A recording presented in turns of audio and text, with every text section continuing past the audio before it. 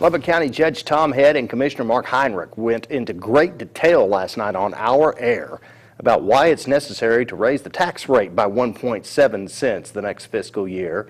Here's the crux of the matter: an across-the-board pay increase is needed for the attorneys on the DA's staff to keep them from being poached by higher-paying counties. And the sheriff needs to expand his staff by 7 deputies to reduce call response times, minimize officer fatigue, and reduce the turnaround time for investigations. But that's not all.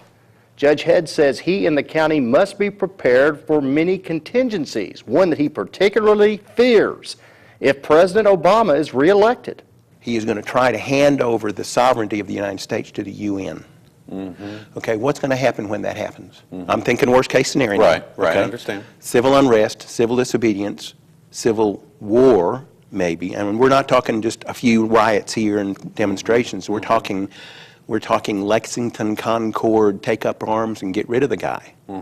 Okay, now what's going to happen if we do that? If the public decides to do that? He's going to send in UN troops. I don't want them in Lubbock County, okay? So I'm going to stand in front of their armored personnel carriers and say, you're not coming in here. And the sheriff, I've already asked him, I said, you going to back me? He said, yeah, I'll back you. Well, I don't want a bunch of rookies back there. True. I want trained, equipped, seasoned veteran officers to back me.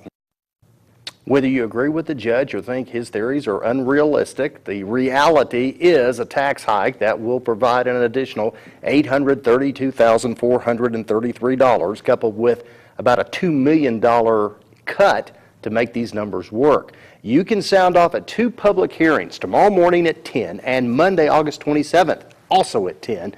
Both hearings are at Commissioner's Court.